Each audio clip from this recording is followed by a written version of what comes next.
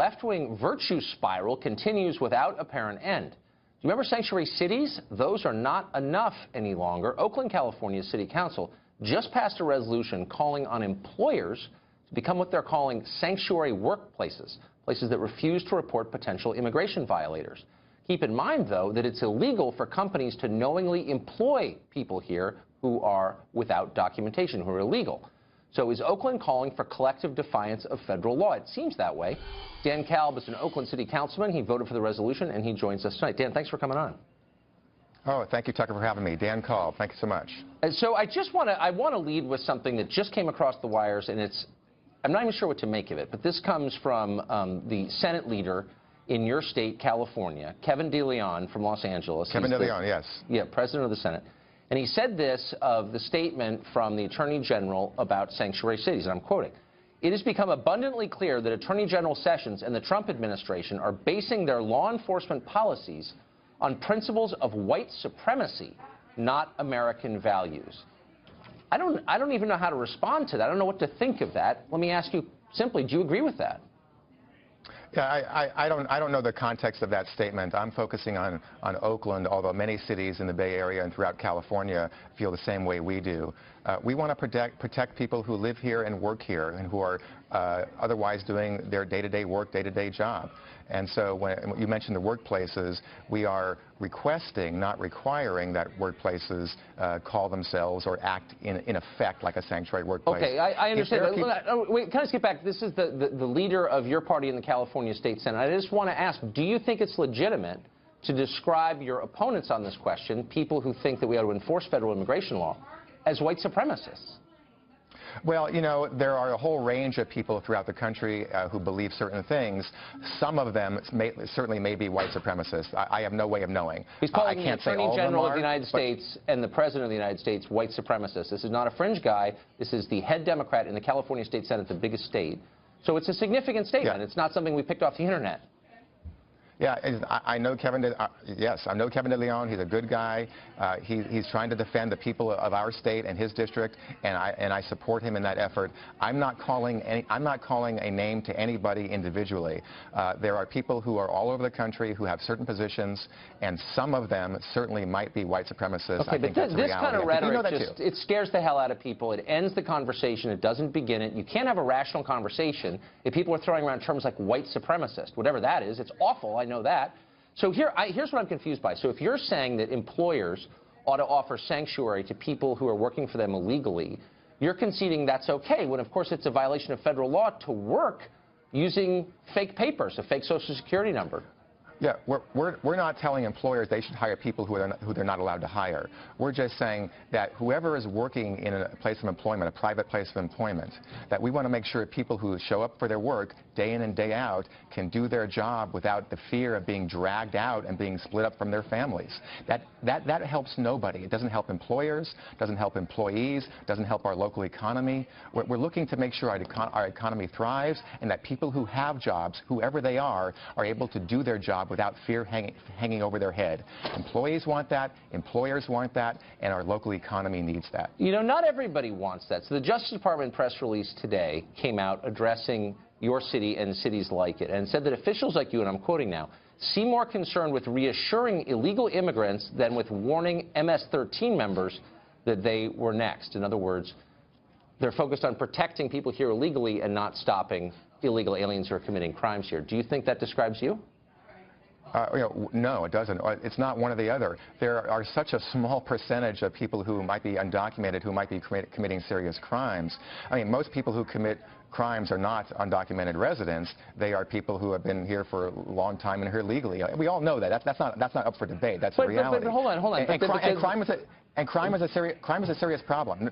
No one's saying that crime isn't a serious problem in Oakland and every major city. And we want our police officers focused on responding to serious 911 calls, investigating violent crime, and reducing violent crime. And we don't want them distracted I've heard the talking with other points, things. But you have right in front of you countervailing evidence, and it's this. ICE agents recently arrested 11 MS-13 members here illegally in the Bay Area. Now, by definition, they're part of a criminal cartel that murders people and sells children into prostitution. And they're here because nobody's enforcing the immigration laws. Yeah, were you sad that they were picked up by ICE? No. No. If somebody is committing a violent crime and they're convicted of that crime, they should be dealt with harshly no matter who they are. And that has been the case not just in the current administration in D.C., but in the Obama administration as well. What I'm focusing on, well, besides my questions about housing and public safety overall, but in terms of making sure that people who are here, who are otherwise law-abiding people, are not the focus of our efforts. Our efforts need to be providing housing for people, building our local economy. If someone's committing a violent crime, no matter who they are, they should be dealt with harshly, as should be always the case. The facts which I'm not sure if you're aware of them, but a huge percentage of the California state prison population is here illegally. Now, I'm not arguing that illegal aliens are more likely to commit a crime than native-born Americans, but they do commit a lot of crimes. They do. In the aggregate, a lot of crimes. And MS-13 is a prime example, and yet they're not even mentioned on your website. I know. So you got a whole public safety page on there, no mention of MS-13, and instead you said, I'm quoting, you strongly support the creation of a comprehensive vegetative management plan to stop wildfires. Now, I think it sounds fine to me, but shouldn't you at least mention the fact that there's a real gang problem that's predicated on the presence of a lot of illegals? You know, I've talked with our police chief, our former police chief, numerous times, and Oakland, like many cities, have gang problems. Most of those gang problems are not regarding undocumented residents, and everybody knows that.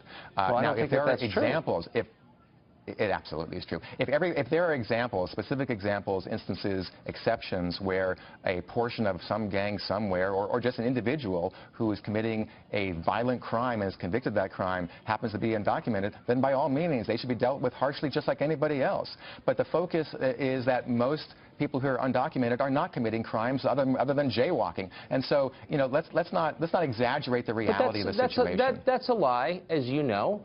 And you just conceded it yourself. If you are here illegally and you are using a stolen Social Security number, and you are, if you're working, then you are committing a felony punishable by 5 to 10 years in prison. So, like, that's not, is that a small thing? Can I, by the way, can I use stolen identity? Violent crimes. Oh, so only violent crimes count? We have serious and violent crimes in our city and many cities all over the country, probably the city you live in as well, I'm sure. And we have to focus our police force and our police efforts and our law enforcement efforts on responding to serious 911 calls, investigating murders or other serious and violent crimes, and doing the good community policing efforts. I think you would agree with that. I think we all agree with that. So your police department in Oakland is famously rife with problems. I think you had 3 police chiefs in 8 days last year. Scandals, corruption. You're set to lose over $5 million in federal funding if you don't change these policies. Will that make Oakland safer? We received no direct communication that any funding is at risk right now. Well, the Attorney General just said it is. Again, we received no direct communication. If that funding is at risk, we will deal with it accordingly. I know there are lawsuits underway to prevent that from happening. I don't know what's going to happen there. All I can tell you right now is we're focusing on housing issues, on law enforcement, on public safety, and on fire prevention in the hills. I'm sorry, we're almost out of time. I mean, you said many issues we want to focus on. Housing issues. So people who are here illegally get free housing or subsidized housing in Oakland too? No. I'm talking about a broader set of issues that we care about in Oakland. Do people who are here illegally get subsidized housing, taxpayer subsidized housing in Oakland? I'm not aware of that, but I can't say I have any. I know one way or the other. Okay, good. I hope not. That'd be kind of crazy. Not aware of that. I don't know. Okay. But housing overall is a big crunch I here. got it. Law enforcement, public safety. I mean, you know that. And so we're trying to make sure that. We're trying to make sure that people who have a job are able to do their job, and that employers are not. People don't get pulled out. You said, I'm sorry to cut you off, families. But I heard you, and I appreciate your coming on tonight. Thank you.